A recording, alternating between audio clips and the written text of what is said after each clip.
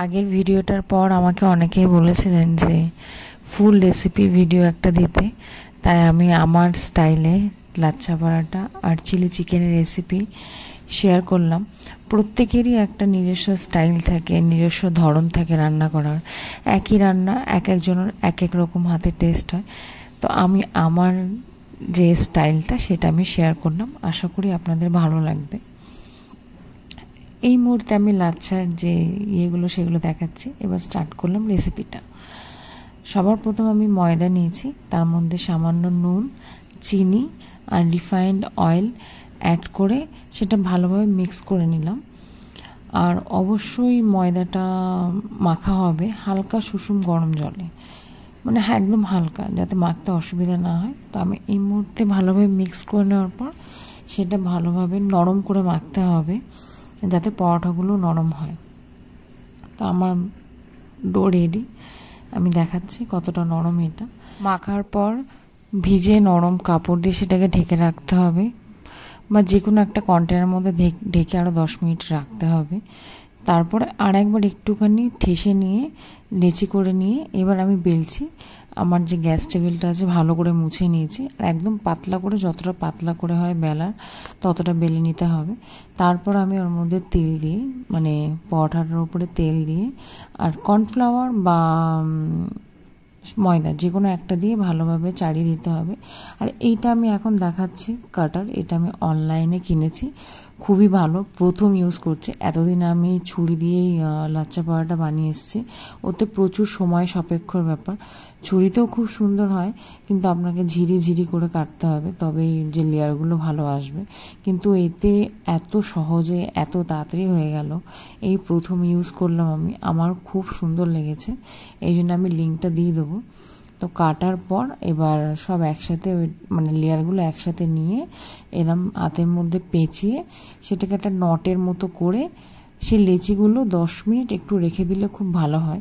আর তেলের পরিমাণটা একটু বেশিই লাগে এতে, কারণ নাহলে লেয়ারগুলো ভালো আসবে না। তো আমি সব যতগুলো লেচি ছিল করে নিয়ে একটু কিছুক্ষণ রেখে এবার বেলা স্টার্ট করছি। এতে লেচিটা খুব সুন্দর নরম হয়, ময়দা এমনি একটু টান টান ভাব থাকে সেটাও থাকে না। আর এখন আশা করছি দেখতে পাচ্ছেন যে লেয়ারগুলো কতটা হয়েছে, কতটা সুন্দর হয়েছে, খুবই সুন্দর হয়েছে। আমি বলবো আমি যেভাবে দেখাচ্ছি এইরকমভাবে একবার একদিন ট্রাই করে আমাকে অবশ্যই জানাবেন যে কেমন হয়েছিল। তো এবার আমি এটাকে তার মধ্যে সেঁকে নিচ্ছি। প্রথমে দেওয়ার পর কিছুক্ষণ রাখবো, যে হালকা হালকা যে কালার চেঞ্জ হচ্ছে আমি এখন দেখাবো খুন্তি দিয়ে। এটা হওয়ার পরে সঙ্গে সঙ্গে পাল্টে দিতে হবে, প্রথমে বেশিক্ষণ রাখবো না।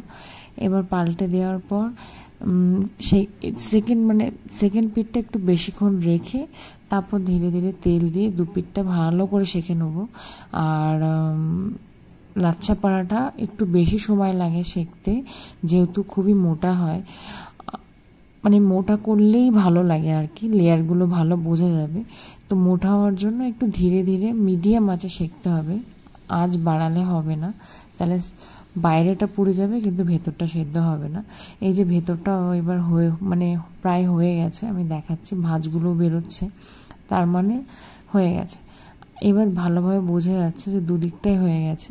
তো আমার মোটামুটি লাচ্ছা পরোটা বানানো কমপ্লিট। বানানোর কিছুক্ষণ পর 4-5 মিনিট রেখে দিয়ে হাতে করে এটাকে একটু মোচড়ালে গরমটাও লাগবে না হাতে, আর লেয়ারগুলো খুব সুন্দর বেরিয়ে আসবে। তো আমি এটা মুছড়ে নিলাম। এবার আমি দেখাচ্ছি লেয়ারগুলো কতটা ভালো এসছে, খেতেও খুব টেস্ট হয়। এবার আমি স্টার্ট করব চিলি চিকেন রেসিপি। তো সবার আগে আমি ক্যাপসিকাম কেটে নিচ্ছি স্কোয়ার করে, আর পেঁয়াজও যতটা লাগবে, ক্যাপসিকাম পেঁয়াজ দুটোই মানে চৌকো চৌকো করে কেটে নেব। আমি ক্যাপসিকাম আর পেঁয়াজ দুটোই চিলি চিকেনের মধ্যে আমরা একটু ক্রাঞ্চি, মানে একদম গলে যাওয়াটা পছন্দ করি না, একটু ক্রাঞ্চি ক্রাঞ্চি থাকবে সেটাই আমার ভালো লাগে। আচ্ছা, চিলি চিকেনটা আমি আগে ম্যারিনেট করে নিয়েছিলাম, সেটা আমার দেখানো হয়নি, আমি এবার বলে দিচ্ছি কী কী দিয়েছি। এতে নুন, গোলমরিচ গুঁড়ো, আদা রসুন বাটা, টমেটো সস আর সয়া সস দিয়ে আমি একদিন ম্যারিনেট করতে রেখেছিলাম। এবার ওর মধ্যে একটা ডিম দিয়ে দিচ্ছি, ডিম দিয়ে ভালোভাবে সেটাকে মাখিয়ে তার মধ্যে যতটা দরকার কর্নফ্লাওয়ার, সেটা আপনারা মাখাতে গেলে বুঝতে পারবেন কতটা লাগবে। আমি রেডি করে নিলাম, তার মধ্যে আমার ছেলে এসছে। want paratha. I'm hungry. You want paratha? And which paratha? I don't know. You don't know? Say the name of the paratha. You know that. Lacha paratha. Lacha. Lacha paratha. এবার আমি কড়াইয়ের মধ্যে বেশ অনেকটাই তেল নিয়েছি যাতে তাড়াতাড়ি ভাজাটা হয়ে যায়, নাহলে অল্প তেল নিয়ে অনেকটা ভাজতেই সময় লেগে যাবে। তো বেশি করে তেল নিয়ে এবার আমি পকোড়াগুলো ভাজছি। এবার আমি যেটা বলছি, পকোড়াগুলো না শুধু মুখেই খুবই সুন্দর লাগে খেতে, খুব টেস্টি লাগে। একদিন ট্রাই করে অবশ্যই দেখবেন। আর আমরা যেহেতু বাঙালি, ডাল ভাতের সঙ্গে তো খুবই ভালো লাগে। আমি ডাল ভাতের সাথে আমি আর আহাত দুজনেই খুব পছন্দ করি।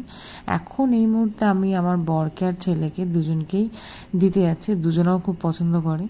ওরা ডাইনিং রুমে আছে। তো এই হলো আহাত আর এই হলো আমার বর, দুজনকে দিলাম, দুজনেই খুশি। এবার আমি চলে এলাম রান্নাঘরে। বাকি যতটা পকোড়া ছিল সবগুলো ভাজার পর যে এক্সট্রা তেল ছিল, অতটা তেল তো অবশ্যই দেব না, যতটা আমার লাগবে ততটা রেখে বাকি তেলটা শুকনো চামচে করে একটা পাত্রে তুলে নিলাম, পরে যাতে ইউজ করতে পারি। এবার ওর মধ্যে পেঁয়াজ দিলাম। পেঁয়াজটা বেশি ভাজবো না, আমি যেটা আগেও বলেছি একটু ক্রাঞ্চি ভাব থাকবে, পুরোটা গলাবো না। পেঁয়াজটা হালকা ভাজবো যতক্ষণে লেয়ারগুলো একটু খুলে যায়। লেয়ারগুলো যেই খুলে যাবে তার মধ্যে আমি আদা রসুন, বেশি মশলা আমি দিই না, আদা রসুন আর একটু গোলমরিচ বাটা আমি ওর মধ্যে দিয়ে দিলাম। আমার মশলা আগে থেকে আমি বেটে রাখি, আমার সুবিধা হয় রান্না করতে। তো আমি এখানে মশলাটা অ্যাড করছি। মশলাটা অ্যাড করার পর সামান্য কিছুক্ষণ কষবো, বেশি কষবো না, কারণ এর মধ্যে আমি এবার ধীরে ধীরে সসগুলো অ্যাড করব। সবার আগে আমি অ্যাড করছি টমেটো সস। তার টমেটো সসটা দিয়ে কিছুক্ষণ নাড়ার পর এবার আমি অ্যাড করব চিলি সস আর সয়া সস। আমি সসগুলো দেওয়ার পর মশলার সাথে এবার ভালোভাবে কষাই, কারণ অনেক সময় না গ্রেভি দিয়ে চিলি চিকেনের গ্রেভি দিয়ে একটা সসের কাঁচা কাঁচা গন্ধ বেরোয় টমেটো সসে। তো আমি এই জন্য মশলা কিছুক্ষণ কষার পর সসগুলো দিয়েও ওইগুলো বেশ খানিকক্ষণ দিয়ে কষে নিই, তাতে ওর যে সসের যে একটা গন্ধ আছে সেটা সম্পূর্ণ চলে যায় আর বেশ ভালো লাগে খেতে, টেস্টটা ভালো আসে। তা আমি এখন ভালোভাবে কষিয়ে নেওয়ার পর এর মধ্যে ক্যাপসিকাম অ্যাড করছি। ক্যাপসিকামটা পরে অ্যাড করলাম, নাহলে ক্যাপসিকাম তো তাড়াতাড়ি গলে যায়। আমি লাস্টের দিকে অ্যাড করছি, যাতে গলবে না তাড়াতাড়ি, আর ওই যেটা বললাম ক্রাঞ্চি ভাবটা থাকবে, আমাদের ওটা ভালো লাগে। এবার একটু নুন দিচ্ছি, নুনের পর এবার একটু মধ্যে চিনিও দেবো। আর তার আগে আমি এখন চিকেনটা অ্যাড করছি, যা চিকেনের মধ্যে দেবো।